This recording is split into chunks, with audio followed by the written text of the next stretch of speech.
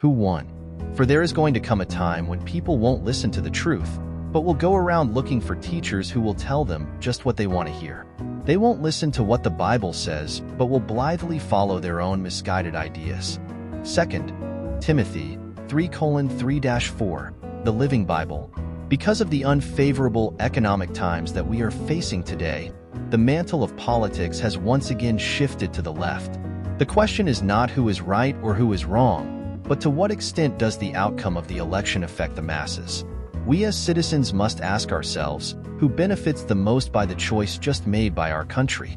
Who wins in a Democratic administration? First of all, obviously, the Democrats do.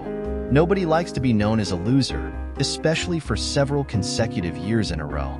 The Democratic Party over the past century has for the most part favored the ideas begun in the New Deal, where the government issues programs to help the unfortunate or needy.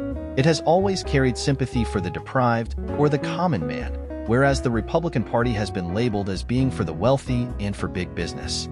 With a Democratic-controlled House and Senate, a Democratic president could ask for the moon and probably get it. Thus, let us look at what might take priority in this term in respect to who the president owes.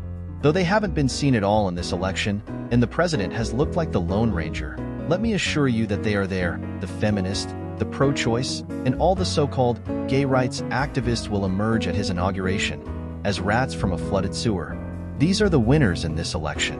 You can look for more gay rights legislation to be passed in Congress, bills that will entitle homosexuals to practice their behavior as a healthy alternative to monogamy. Gay couples will be given the right to marry, adopt children, and file joint income tax returns the same as any other heterosexual couple. The 90s will really become the gay 90s. Also, feminist bills will begin to emerge again under this administration. The major feminist issue facing us today is that of abortion. Pro-choice will ring from hall to hall in our capital. All legislation against Roe v. Wade will be thwarted, leaving an open door for the American Civil Liberties Union and Planned Parenthood to be successfully able to knock down any state legislation in contrast to their cause. The unborn child that will be aborted loses in this election with their life. He or she will never be given a chance to choose for themselves anything. Their loss is the greatest tragedy of all. Abortion will become more a matter of population control than termination of an unwanted pregnancy. I have tried to look at abortion in an objective manner, but no matter which way I look at it, I cannot to save my life see any way to justify the taking of another one's life. Even our media is biased on the subject, refusing to air a pro-life ad on primetime television stating it would be too graphic for its viewers. That is how far our society has evolved. We allow the showing of any manner of sexual exploitation, but show the reality of an act that goes on every day in an abortion clinic, and it is immediately banned. The Republicans lose in this election, but they are the tip of the iceberg.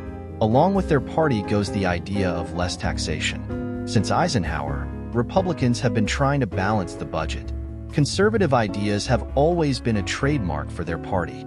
Under this administration, the debt will not decrease, but will increase with the institution of these new plans submitted by Congress. Environmental enforcement will force small businesses to shut their doors forever. Mass unemployment will spiral the country into utter bankruptcy, leaving the individual taxpayer as the one to pick up the tab. Who loses in this election? I personally believe we all do. We are racing headlong into a culture where anything goes, unless anything includes morality or taking a stand against abortion. To believe that this country will last through this onslaught of immorality is to believe an ostrich can protest himself by hiding his head in the sand. We are headed for a downfall not only politically, but morally. Our leaders have become a disgrace in the eyes of the public, with no good alternative between them. It won't be long before the other countries notice our weakness and take action against us. As vultures to a dead carcass, they will consume us in a time of need. The moral decay lies open to all to see and relish in our downfall. The immortal words ring true more today than ever before.